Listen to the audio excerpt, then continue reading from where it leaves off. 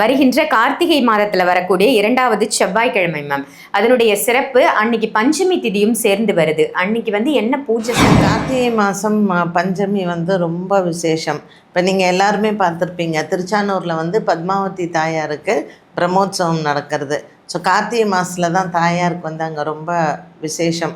இந்த பஞ்சமி படி அப்படிங்கிறதுக்கும் விசேஷம், மகாலட்சுமி தாயாருக்கும் விசேஷம், முருகனுக்கும் விசேஷம். ஸோ நீங்கள் இந்த பஞ்சமியில் என்ன பண்ணணும்னா, முருகருக்கு உரிய மாதம் தான் இந்த கார்த்திகை மாதம் அப்படின்னு சொல்லலாம். நம்ம தீபம்லாம் ஏற்றுவோம். கார்த்திகை தீபம் கூட இந்த மாதத்தில் ரொம்ப சிறப்பு.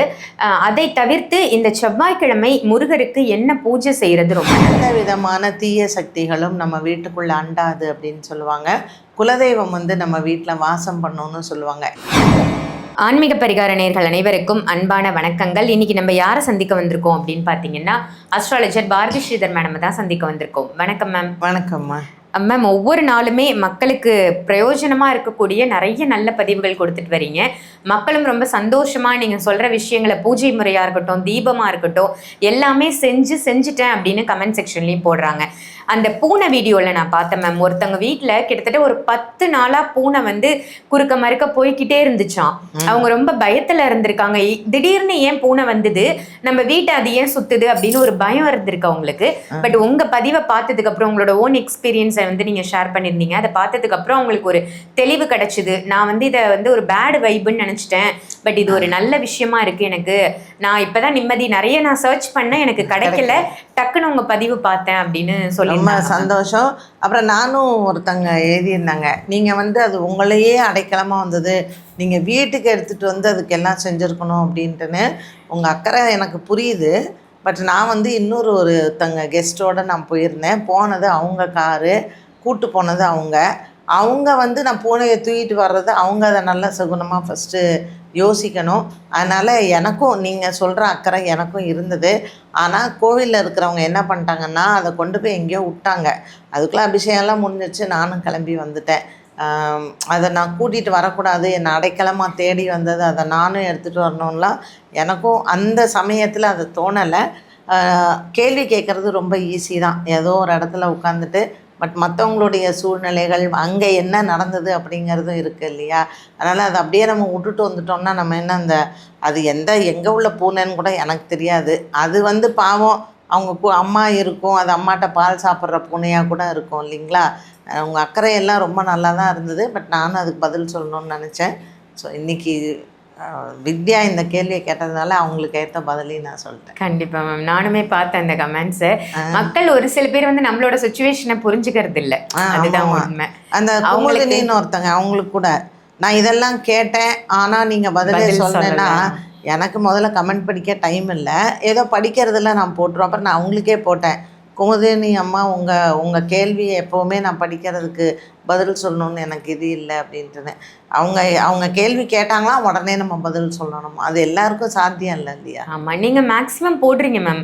வர கமெண்ட்ஸையும் படிக்கிறீங்க, படிச்சுட்டு நீங்கள் ரிப்ளைவும் பண்ணுறீங்க. நானும் போய் பார்ப்பேன். ஆமாம். நம்ம குரூப்பில் கூட நிறைய பேர் ஃபாலோவர்ஸ் இருக்காங்க, அவங்களுமே சொல்லுவாங்க மேம் ரிப்ளை பண்ணாங்க. நான் கமெண்ட் படிச்சுட்டு ரிப்ளை பண்ணுற ஒரே சேனல் ஆன்மீக பரிகாரம் மட்டும்தான். இதை தவிர்த்து நான் மற்ற சேனல்ஸ்க்கெல்லாம் நான் பண்ணுறேன். அது எவ்வளோ வியூஸ் போச்சுன்னு கூட நான் பார்க்குறது கிடையாது. அதில் என்ன கமெண்ட் போடுறாங்கங்கிறதும் எனக்கு தெரியாது. நான் ஆன்மீக பரிகாரம் மட்டும்தான் படிப்பேன். அதை படித்து, ஏன்னா இதில் ரெகுலர் ஃபாலோவர்ஸ் இருக்காங்க அப்படிங்கிறதுக்காக படிப்பேன். படிச்சுட்டு உடனே நான் அதுக்கான ரிப்ளையும் நான் கொடுத்துருவேன். ஏதாவது முக்கியமாக அவங்க கேட்டாங்கன்னு நான் கொடுத்துருவேன். கண்டிப்பாக மேம். சப்போஸ் மக்கள் அந்த மாதிரி இது ஆக வேண்டாம், நம்மளோட கமெண்ட்டை படிக்கல மேம், பதில் சொல்லலை, நீங்கள் கமெண்ட்ஸ் போடுங்க, நான் படித்து இந்த மாதிரி பதிவுகளில் சொல்லிடுறேன். கண்டிப்பாக, நிச்சயமா மேம். இதுவே நம்ம பேசியிருக்கோம். இன்னைக்கான டாபிக் மேம், வருகின்ற கார்த்திகை மாதத்தில் வரக்கூடிய 2வது செவ்வாய்க்கிழமை மேம். அதனுடைய சிறப்பு அன்னைக்கு பஞ்சமி திதியும் சேர்ந்து வருது. அன்னைக்கு என்ன பூஜை செய்யலாம்? இந்த கார்த்திகை மாதம் பஞ்சமி ரொம்ப விசேஷம். இப்போ நீங்கள் எல்லாருமே பார்த்துருப்பீங்க, திருச்சானூரில் பத்மாவதி தாயாருக்கு பிரம்மோற்சவம் நடக்கிறது. ஸோ கார்த்திகை மாதத்தில் தான் தாயாருக்கு அங்கே ரொம்ப விசேஷம். இந்த பஞ்சமி படி அப்படிங்கிறது மஞ்சள் அரைப்பா இந்த பத்மாவதி தாயாருக்கு. நீங்கள் ஒரு சில ஃபோட்டோஸ்லாம் பார்க்கலாம், அப்படியே தாயார் ஃபுல்லாக மஞ்சள்லேயே அப்படி உருண்டையாக பிடிச்சி வச்சு தாயாரோட ஃபோட்டோ இருக்கும். அதனால் இந்த செவ்வாய்க்கிழமை பஞ்சமியில் வாராகிக்கும் விசேஷம், மகாலட்சுமி தாயாருக்கும் விசேஷம், முருகனுக்கும் விசேஷம். ஸோ நீங்கள் இந்த பஞ்சமியில் என்ன பண்ணணும்னா கோவிலுக்கெல்லாம் மஞ்சள் வாங்கி கொடுக்கறது ரொம்ப நல்லது. இல்லை நீங்கள் வீட்டிலையே மஞ்சள் இடிப்பீங்க அப்படின்னாலும் மஞ்சள் இடித்து அந்த மஞ்சள் கொண்டு போய் நீங்கள் வந்து கோவிலுக்கு கொடுங்க. வாராகி நீங்கள் வாராகி வழிபாடு செய்கிறவங்களாக இருந்தால் அன்னைக்கு கண்டிப்பாக மஞ்சள் மாலை போட்டு பண்ணுங்கள். ரொம்ப அழகா சொன்னீங்க மேம். முருகருக்கு உரிய மாதம் தான் இந்த கார்த்திகை மாதம் அப்படின்னு சொல்லலாம். நம்ம தீபம்லாம் ஏத்துவோம். கார்த்திகை தீபம் கூட இந்த மாதத்துல ரொம்ப சிறப்பு. அதை தவிர்த்து இந்த செவ்வாய்க்கிழமை முருகருக்கு என்ன பூஜை செய்யறது ரொம்ப நல்லது மேம்? உங்கள் வீட்டில் வேல் இருந்தால் வேல் பூஜை பண்ணலாம். அப்படி இல்லை முருகனினுடைய ஸ்டாச்சு இருந்ததுன்னு வச்சுக்கோங்களேன், முருகனுடைய விக்கிரகத்திற்கு அபிஷேகம் பண்ணி நீங்கள் வந்து கந்த சஷ்டியில் எப்படி நம்ம வந்து சஷ்டி விரதம் இருந்து கந்த சஷ்டி படித்து முருகனை வழிபாடு செய்வோமோ அந்த மாதிரி பண்ணலாம். ஸோ அர்ச்சனைக்கு வந்து செவ்வரளி பூ எடுத்துக்கலாம். அபிஷேகத்துக்கு வந்து பார்த்திங்கன்னா பஞ்சாமிரத அபிஷேகம் பண்ணுறது ரொம்ப விசேஷம் முருகனுக்கு. இல்லை நீங்கள் வந்து வெறும் சஷ்டி கவசம் படித்து பஞ்சாமிரத நெய்வேத்தியம் பண்ணி அன்றைய நாளில் அதை மட்டும் சாப்பிட்டு கூட விரதம் இருக்கலாம். இது நீங்கள் எப்படி விரதம் இருக்கணும் அப்படிங்கிறது தான் முக்கியம். விரதத்தை விட வழிபாடு ரொம்ப முக்கியமானது. ஸோ வேலுக்கு வந்து நீங்கள் பூஜை பண்ணலாம். இதில் முருகனுக்கு நீங்கள் வழிபாடு செஞ்சாலும் சரி, இல்லை வாராகிக்கு அன்றைய நாளில் வழிபாடு செஞ்சாலும் சரி, 2 பேருக்குமே அன்றைய நாளில் மறக்காமல் நீங்கள் நைவேத்தியம் பண்ண வேண்டியது மாதுளம்பழம்.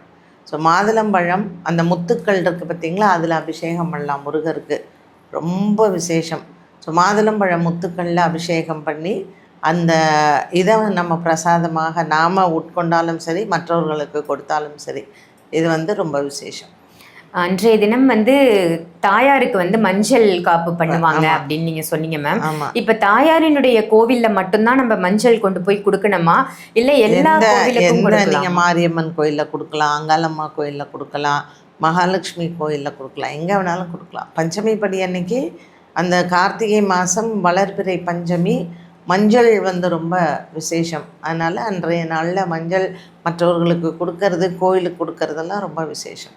உண்மைதான் மேம். மஞ்சள் தேய்ச்சி குளிக்கிற பழக்கம்ன்றதே இப்போ இல்லாம போயிடுச்சு இல்லையா? ஒரு காலத்துல வந்து மஞ்சள் தேய்க்காம பெண்கள் குளிக்கவே மாட்டாங்க. ஆமா, வந்து நீங்க மஞ்சள் இதெல்லாம் வந்து அந்த காலத்துல பாருங்களேன், இது வந்து ஒரு மழை காலம். ஸோ மழை காலத்துல நமக்கு வந்து எதிர்ப்பு சக்தி ரொம்ப தேவை.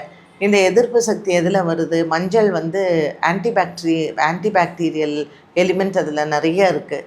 ஸோ மஞ்சள் நம்ம தேய்ச்சி குளிக்கிறோமோ, இல்லை மஞ்சள் மற்றவங்க அந்த மஞ்சள் கையில் பட்டாலே நமக்கு வந்து ஒரு இம்யூனிட்டி வந்து நமக்கு கிடைக்குது. அதனால் இந்த நாள், இந்த பஞ்சமியில் மஞ்சளுக்கு விசேஷம் அப்படின்னு வச்சுருக்காங்க. ஸோ நமக்கு என்ன ஒரு நல்ல இப்போ தான் நல்ல மஞ்சள் தூவல்லாம் கிடைக்குது. அதனால் நீங்கள் தாராளமாக மஞ்சள் வந்து மற்றவங்களுக்கு வாங்கி கொடுத்தாலும் சரி, இதில் கஸ்தூரி மஞ்சள் வாங்கி கொடுக்கலாம், விரலி மஞ்சள் வாங்கி கொடுக்கலாம், குண்டு மஞ்சள் வாங்கி கொடுக்கலாம். மஞ்சள்லையே வந்து பார்த்திங்கன்னா காளிக்கு வந்து ரொம்ப உகந்தது இந்த நீல கலரில் இருக்கிற மஞ்சள். நீங்கள் அது கேள்விப்பட்டிருக்கீங்களா என்னன்னு எனக்கு தெரியல.